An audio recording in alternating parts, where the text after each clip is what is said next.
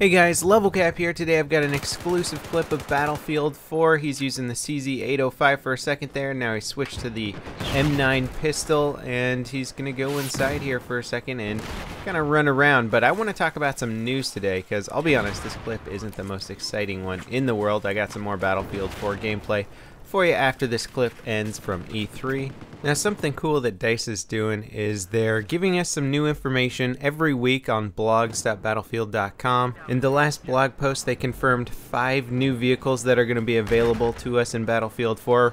For the Chinese faction, we have the Type 99 main battle tank, the ZFB-05 armored car, the Z9 transport heli, the Z10W attack heli, the DV-15 interceptor attack boat, and they give us this cool screenshot here, which shows us the attack heli, the tank, and then the armored car as well. DICE is continuing to give us double XP weekend, so if you're not playing this weekend, I suggest you do. You'll get twice as many points, and you can possibly hit rank 100 before Battlefield 4 comes out. Now, I've been getting a lot of my news from mpfirst.com, and they recently broke down an interview with Patrick Bach where he's talking a bit more about the vehicles and weapons in Battlefield 4 and how they have really improve the code there so that they can fit a lot more guns and vehicles into the game. So if you weren't happy with the quantity of guns and vehicles in Battlefield 3, well, there's certainly going to be a lot more in Battlefield 4. But a cool new feature that was never mentioned before this interview and is actually pretty interesting is the ability to place either faction on either side of the map. So if you're tired of, say, the US always defending on a rush game, well, you can switch it up if you're like, say, a server admin, I assume, and put them on the other side of the map. I don't know if this means you can put Russia, China, or US on any map if a map's designed specifically for, say, China versus US. Then I have a feeling you're just going to be able to swap their spawn locations.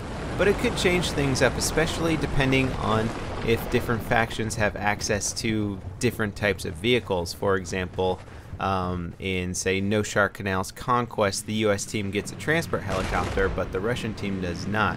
So if they maintain the vehicles that they spawn with and swap sides, that could be really interesting.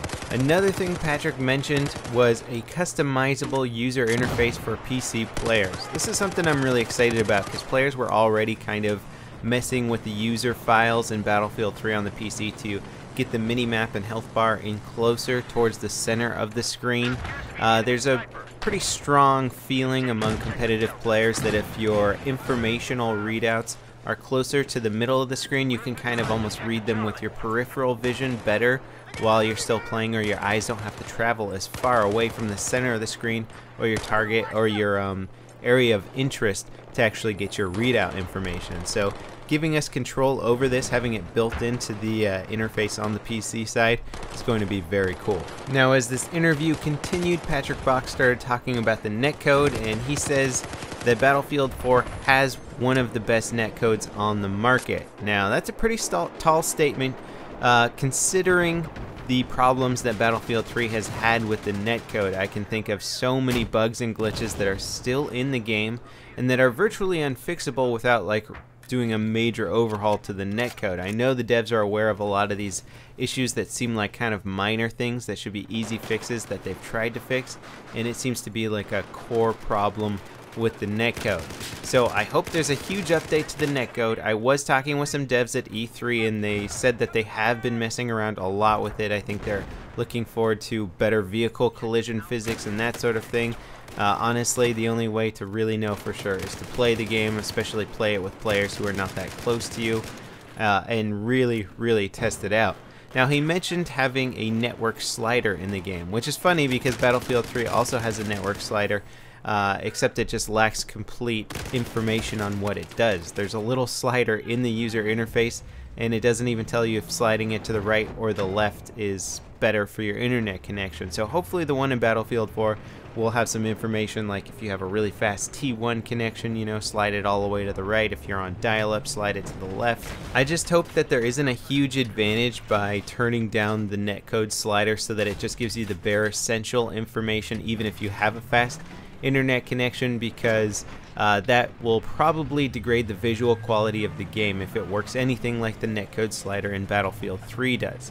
And I really don't like game mechanics or design mechanics that give players advantages for degrading the visual quality of the game. Kind of like, say, PlanetSide 2. The graphics can look really good if you turn them all the way up, but it's going to be incredibly hard to see your enemies with all the ambient occlusion and stuff like that.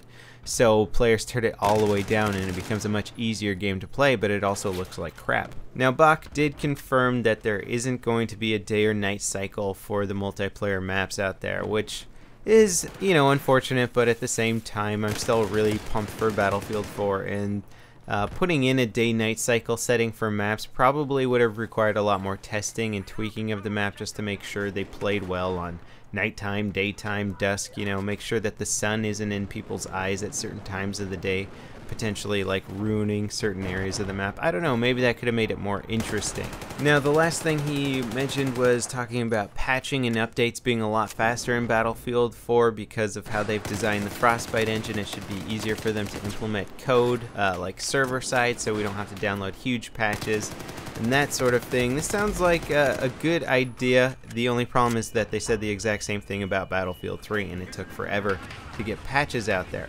I'm just hoping we can avoid situations where y'all remember if you're playing the game sort of mid-release when the underbarrel shotgun got broken on weapons and each pellet of the shotgun would do as much damage as the actual assault rifle itself, so it could do like 25 damage per pellet, allowing you to do like upwards of 500 damage in just like one shot or spray of it. And it was insane. You could like snipe people across the map with your underbarrel shotgun, and that was a huge game-breaking mechanic, and it was in the game for months before it got fixed, and servers had to literally start banning players that were using underbarrel shotguns on their weapons because it was so broken. Overall, though, you know, we've only seen one map of Battlefield 4, but we've gotten a lot of information about the battle log updates. I'm excited for that, all the new guns that are coming into the game, the small minute changes for the infantry combat, that sort of thing. As a whole package, I think Battlefield 4 really does look like it's shaping up to be an amazing game, probably a lot better than Battlefield 3, and frankly Battlefield 3 is my favorite game of all time. So if they can top that, then I think they're going to have an awesome product on their hand. As always, guys, thanks for watching, and I'll see you next time. This is LevelCap signing off.